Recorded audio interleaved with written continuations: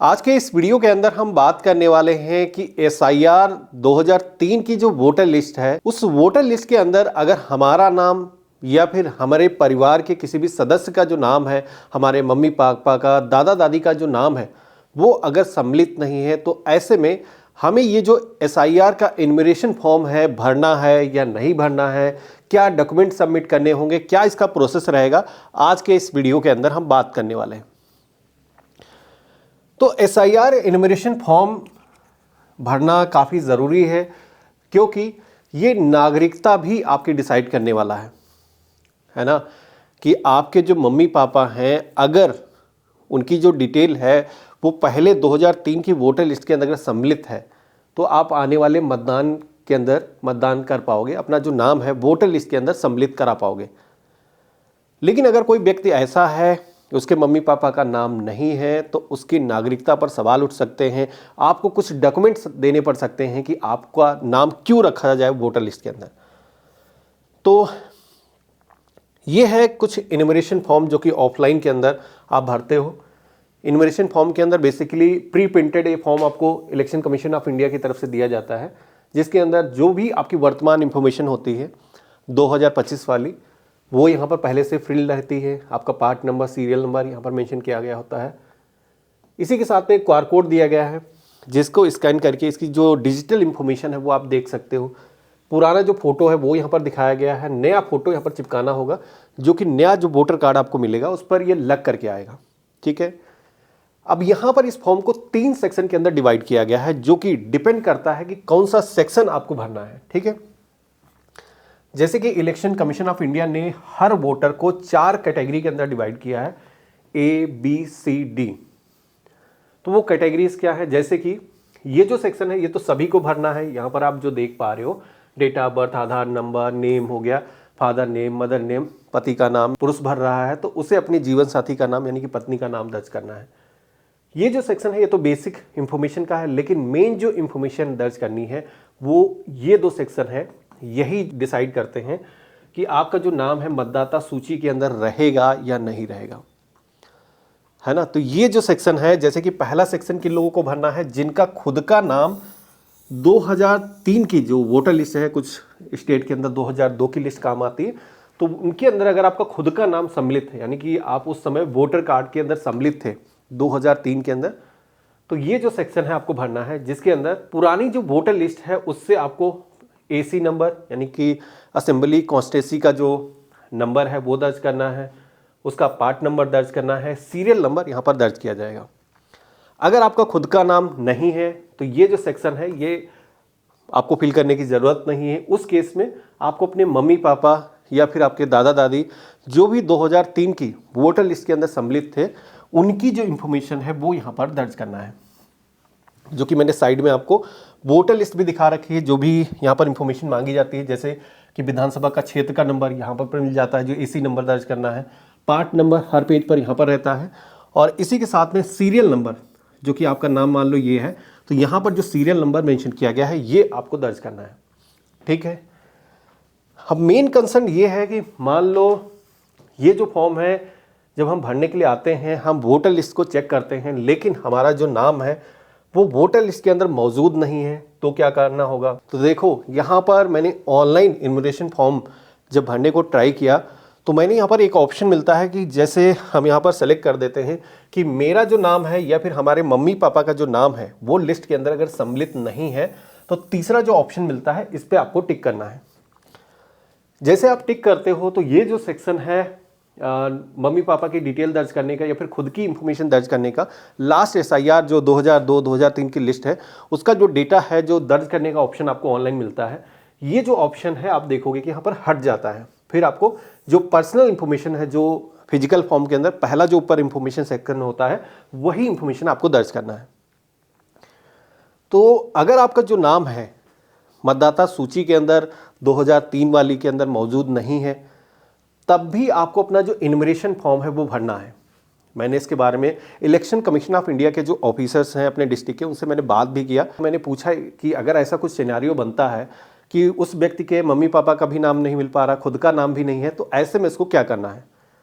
तो देखो, enumeration form सभी लोगों को भरना है, जो भी यहाँ पर दिखाए गए हैं, जैसे कि ये सेक्शन मिलता है नीचे वाला, अगर मान लो कि आपकी डिटेल लास्ट वोटर लिस्ट के अंदर मौजूद नहीं है, तो ये जो सेक्शन है नीचे वाले दोनों आपके केस में नहीं भरे जाएंगे, क्योंकि इन्यूमरेशन फॉर्म अगर आपका 2025 की जो मतदाता सूची है उसके अंदर अगर नाम सम्मिलित है तो सभी का आएगा, आपके घर के पते पर आएगा।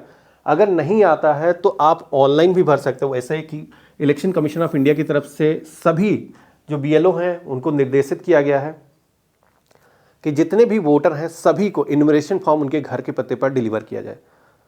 तो बीएलओ आपका लेकर के आएगा। अगर नहीं लेकर के आता है तो इससे पहले मैंने वीडियो बनाया था कि कैसे आप खुद से भी भर सकते हो, क्योंकि खुद से आप जब भरते हो तो ट्रांसपेरेंसी रहती है कि आपने क्या डिटेल दर्ज करी है और आपकी जो इन्फॉर्मेशन है वो डिजिटल तरीके से फेच होकर के आ जाती है, जो कि लास्ट वीडियो देख लेना, मैं वीडियो के डिस्क्रिप्शन में दे दूंगा कि कैसे आप घर बैठे ऑनलाइन खुद से भर सकते हो। लेकिन कंसर्न ये है कि जैसे कि मान लो हमारा नाम नहीं है, मम्मी पापा का नाम नहीं है, तब भी इन्यूमरेशन फॉर्म आपको भरना है। जो इन्फॉर्मेशन आपको बन पाती है, जो इन्फॉर्मेशन मिल पाती है, जैसे कि यहाँ पर कई सारे सेक्शन दिख रहे हैं, तो नीचे की इन्फॉर्मेशन आपको नहीं मिल रही है, ना आपका खुद का नाम था, ना फिर मम्मी पापा का आपका नाम था। लेकिन यहाँ पर जो सेक्शन दिया गया है, आपको आधार नंबर, डेट ऑफ बर्थ, ये सारी इन्फॉर्मेशन आपको दर्ज करना है। इसी के साथ में फादर नेम, गार्जियन नेम यहाँ पर दर्ज करना है। उनका जो ईपिक नंबर है, यानी कि वोटर आईडी कार्ड नंबर, वो भी यहाँ पर मांगा जाता है। तो अगर आपको पता है, अगर पहले आपके मम्मी पापा ने कभी मतदान किया है, उनका वोटर कार्ड अगर मौजूद है तो उसकी डिटेल आप यहाँ पर दर्ज कर सकते हो, ठीक है। इसी के साथ में मदर का जो ईपिक है वो भी वहाँ पर मांगा जाता है। तो किसी की भी डिटेल अगर आपको मिल पा रही है, जैसे कि आपके जीवन साथी हैं, आपके पति की इंफॉर्मेशन मिल पा रही है लेकिन मम्मी पापा की इंफॉर्मेशन नहीं मिल पा रही, तो वो इंफॉर्मेशन आपको फिल करके इस फॉर्म को सबमिट करना ही है। इलेक्शन कमीशन ऑफ इंडिया की तरफ से जितने भी वोटर्स हैं उनको हिदायत दी गई है कि ये जो फॉर्म है, अभी जैसे कि इन्यूमरेशन फेज जो चल रहा है, जिसमें कि जो बीएलओ हैं आपके घर के पते पर आएंगे या फिर खुद से भी आप इन्यूमरेशन फॉर्म ऑनलाइन भर सकते हो, वो जो प्रोसेस है अभी चल रहा है। जैसे कि आप यहाँ पर डेट देखोगे कि ये फेज़ अभी चल रहा है, जो कि 4 नवंबर से लेकर के 4 दिसंबर तक ये जो काम है चलेगा। इलेक्शन कमीशन ऑफ इंडिया का कहना है कि इस बीच में हम किसी भी व्यक्ति से कोई भी दस्तावेज नहीं मांगेंगे, यानी कि आपको अपने पहचान के या फिर पते के कोई दस्तावेज नहीं देने हैं कि हमें एक इंडियन सिटीजन है। यहाँ पर केवल आपको मैचिंग करनी है, जो मैंने आपको दिखाया था, इससे पहले वीडियो भी बनाया था कि कैसे फिजिकल फॉर्म भर सकते हो, ऑनलाइन कैसे भर सकते हो, तो वही काम आपको करना है। डिटेल मिल पा रही है तो भरना है, नहीं मिल पा रही है तो भरना है। लेकिन जैसे कि मैंने दिखाया कि ऑनलाइन जब आप भरने के लिए जाते हो तो गवर्नमेंट अभी कोई दस्तावेज नहीं मांग रही है। तो यहाँ पर कहा जा रहा है, ये जैसे कि मैंने डिस्कशन भी किया कि आगे का प्रोसेस होगा क्या, तो यहाँ पर जैसे कि बताया गया है कि 4 दिसंबर 2025 को इसकी एक ड्राफ्ट इलेक्शन वोटर लिस्ट जो है पब्लिश होगी, जो कि होगी 9 दिसंबर, यानी कि 4 दिसंबर को ये कैंपेन ख़त्म होगा। उसके बाद में 5 दिन बाद ये जो वोटर लिस्ट है वो पब्लिश होगी, जिसके अंदर जितने लोगों ने भी अपना जो इन्यूमरेशन फॉर्म है वो भरा होगा, उनका जो नाम है मतदाता सूची के अंदर रहेगा। बाकी यहाँ पर एक ऑप्शन यहाँ पर जैसे कि आप देख पा रहे हो, अगला जो चरण होगा जहाँ पर बताया जा रहा है क्लेम एंड ऑब्जेक्शन पीरियड। ये पीरियड क्या रहेगा, तो 9 दिसंबर से लेकर के 8 जनवरी 2026 ये पीरियड ऐसा रहेगा जहाँ पर कोई भी दावा कर सकता है, ऑब्जेक्शन कर सकता है कि हमारा जो नाम है मतदाता सूची से क्यों हटाया गया। कई बार होता है कि इन्यूमरेशन फॉर्म अगर आप गलत भर देते हो, सही से इंफॉर्मेशन नहीं दर्ज करते हो, तो ऐसे में इंफॉर्मेशन के आपके रिकॉर्ड मैच नहीं करते हैं, तब भी आपका जो नाम है वो हट सकता है। इसी के साथ में मान लो आपने भरा ही नहीं, बहुत सारे लोगों को अभी भी अवेयरनेस नहीं है, हालांकि हम लोग वीडियो के माध्यम से सभी को अवेयर कर रहे हैं, तो ये काम करना काफ़ी ज़रूरी है, क्योंकि बात केवल मतदान की नहीं आ रही, फ्यूचर के अंदर हमारी जो सिटीजनशिप है उस पर भी एक धब्बा लग रहा है कि हाँ, हम एक इंडियन सिटीजन है।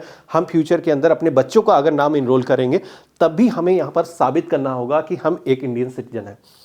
तो यहाँ पर ये जो पीरियड होगा इसके अंदर दावा कर सकते हो। मान लो आपने लिस्ट देखा, आपने इन्यूमरेशन फॉर्म भरा था लेकिन नाम आपका नहीं आया, तो आप दावा कर सकते हो, यहाँ पर ये पीरियड रहेगा।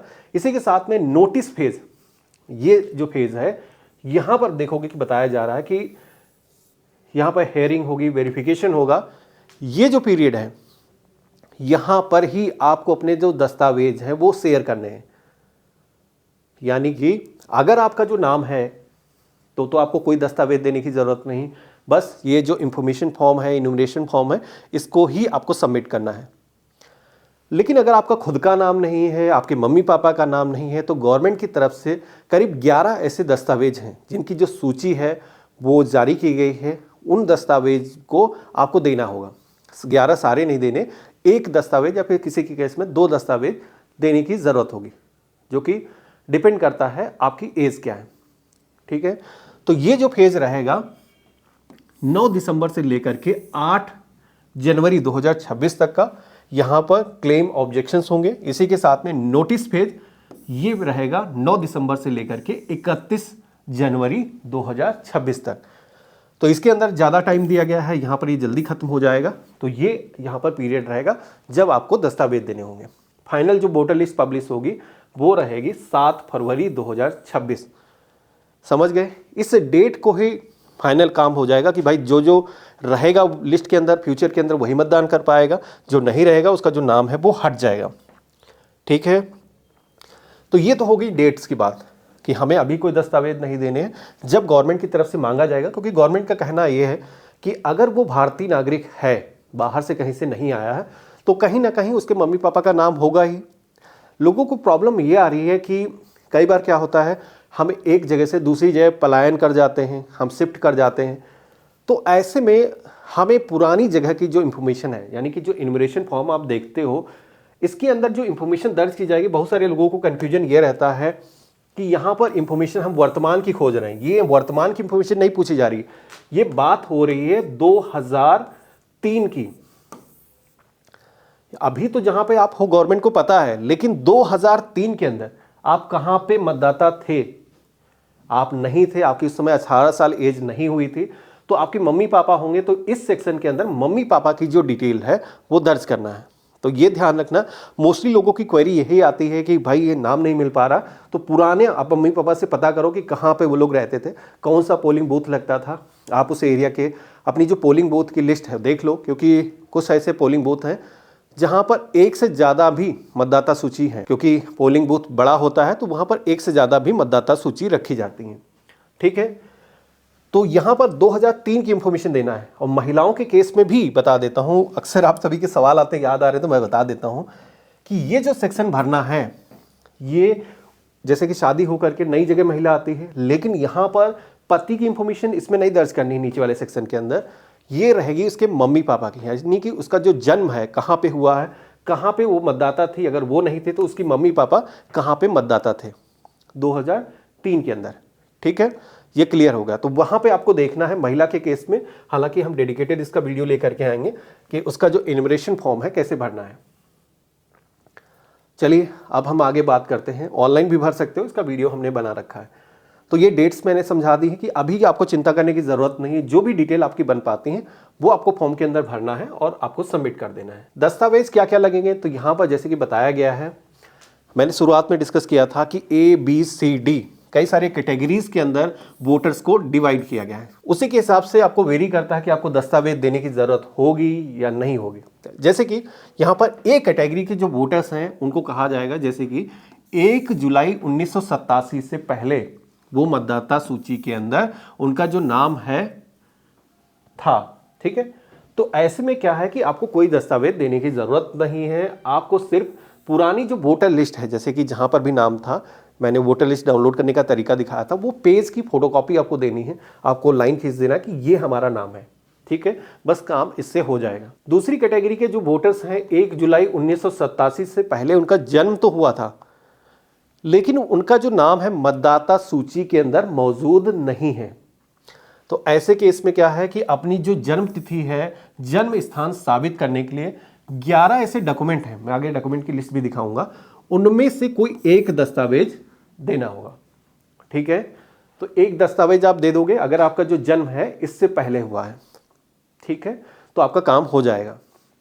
लेकिन C कैटेगरी के जो वोटर्स हैं उनको कुछ अन्य दस्तावेज देने हैं, जैसे कि आपका जो जन्म है 1 जुलाई 1987 से लेकर के 2 दिसंबर 2004 के बीच में हुआ है। तो ऐसे बीच में क्या है कि इनको कुछ अन्य दस्तावेज भी देने हैं। तो यहां पर क्या दस्तावेज लगेंगे, 2 डॉक्यूमेंट देने हैं। पहला डॉक्यूमेंट ये है कि अपनी जो जन्म तिथि है उसका स्थान साबित करने के लिए एक दस्तावेज चाहिए। इसी के साथ में माँ बाप में से किसी एक का जन्म तिथि या फिर उसका स्थान साबित करने के लिए एक अन्य दस्तावेज देना होगा, यानी कि 2 दस्तावेज देने होंगे। ठीक है। डी कैटेगरी, ये कैटेगरी क्या रहेगी? अगर आपका जो जन्म है 2004 के बाद में हुआ है, ठीक है, तो ऐसे में क्या है कि आपको यहां पर 3 डॉक्यूमेंट देने होंगे। 11 डॉक्यूमेंट की जो लिस्ट है उसमें से 3 दस्तावेज देने होंगे। एक तो अपनी जन्मतिथि, जन्म स्थान को साबित करने के लिए, और इसी के साथ में बाप का जो है जन्मतिथि और स्थान साबित करने के लिए, और माँ का भी जन्मतिथि और स्थान साबित करने के लिए। यहाँ पर अगर 2 दिसंबर 2004 के बाद में जन्म हुआ है, ठीक है। यहाँ पर ऐसा बताया जा रहा है कि सी और डी, ये 2 सेक्शन यहाँ पर जैसे कि दिखाए गए हैं, इन वोटर्स को, जैसे कि आप देखोगे कि एज ग्रुप आपका वेरी करेगा, मोस्टली लोग इन्हीं कैटेगरी के अंदर आएंगे। तो यहाँ पर ऐसा कहा जा रहा है कि इन कैटेगरीज के अंदर अगर आप आते हो और 2003 या 2 वाली जो मतदाता सूची है उसके अंदर आपका जो नाम है वो सम्मिलित है, तो ये कोई भी डॉक्यूमेंट आपको देने की ज़रूरत नहीं है। ये यहाँ पर आप मेंशन देख सकते हो, लिस्ट में नाम है तो कुछ भी देने की ज़रूरत नहीं। लेकिन नाम नहीं है तो फिर दस्तावेज क्या क्या लगेंगे, तो ये लिस्ट आ जाती है दस्तावेज की। 11 ऐसे दस्तावेज हैं जो कि दिए जा सकते हैं, लेकिन आधार कार्ड इसमें मान्य नहीं है। आधार कार्ड केवल आइडेंटिटी के तौर पर आप दे सकते हो, पहचान के तौर पर। वो ना ही डेट ऑफ बर्थ का प्रूफ है, ना ही एड्रेस का प्रूफ है। तो यहाँ पर आपको इनमें से डॉक्यूमेंट देखने हैं। जैसे कि एक डॉक्यूमेंट आपका हो सकता है बर्थ सर्टिफिकेट, अगर आपके पास में है तो आप दे सकते हो। पासपोर्ट अगर आपके पास में है तो आप दे सकते हो। इसी के साथ में जाति प्रमाण पत्र, OBC, SC, ST caste certificate अगर आपका बना हुआ है तो वो भी यहाँ पर दिया जा सकता है। इसी के साथ में अगर आपका निवास प्रमाण पत्र बना हुआ है तो वो यहाँ पर दे सकते हो। 10वीं या फिर कोई कॉलेज के अंदर आपने पढ़ाई की है, उसका सर्टिफिकेट या फिर मार्कशीट अवेलेबल है तो वो आप यहाँ पर दे सकते हो। यहाँ पर आप देख पा रहे हो मेंशन किया गया है। इसी के साथ में परिवार रजिस्टर की नकल, जिसके अंदर फैमिली की पूरी ट्री बनती है कि किसके माता पिता क्या थे, तो वो भी यहाँ पर दिया जा सकता है। सरकार द्वारा दी गई कोई ज़मीन या फिर मकान के कोई कागज़ हैं, आपको कोई हाउस अलाट हुआ है या फिर आपके मम्मी पापा को कोई हाउस अलाट हुआ है, कोई लैंड आपको मिली है, जैसे कि अभी कॉलोनी वगैरह मिलती हैं, तो वैसा कुछ अगर आपको हुआ है तो वो आप यहाँ पर बता सकते हो।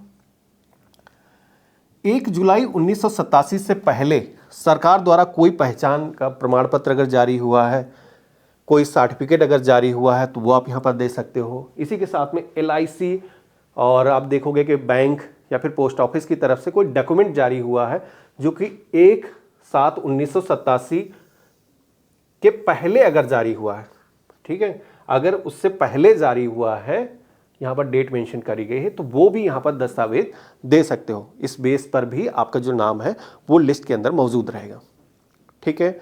अगले दस्तावेज की बात करें, सरकारी नौकरी का कोई पहचान पत्र अगर है, कोई पेंशन कागज है तो वो दे सकते हो। वन अधिकारी द्वारा प्रमाण पत्र दिया जा सकता है। इसी के साथ में 11वां दस्तावेज है, अगर आपके पास में NRC डॉक्यूमेंट मौजूद है, NRC लिस्ट के अंदर अगर आपका नाम है, नेशनल रजिस्ट्रार ऑफ सिटीजन, तो ये भी आप दे सकते हो। तो ये कुछ ऐसे दस्तावेज हैं जो कि दिए जा सकते हैं, लेकिन अभी इन दस्तावेज की ज़रूरत नहीं है। अभी ज़रूरी है इन्यूमरेशन फॉर्म भरना। जब नोटिस पीरियड आएगा आपके पास में, कोई गवर्नमेंट की तरफ से नोटिस आता है कि भाई आपको दस्तावेज देने हैं, तब आपका नाम सम्मिलित रहेगा, तब जा करके आपको काम करना है। अभी आपको काम ये करना है, ऑनलाइन भर रहे हो तो ये सेक्शन के अंदर आपको इन्फॉर्मेशन ज़रूर दर्ज कर देना है। फैमिली मैपिंग भी आपको देखना है, ये तो काफ़ी ज़रूरी है। अगर ये मिल जाता है तो फिर कुछ करने की ज़रूरत नहीं है।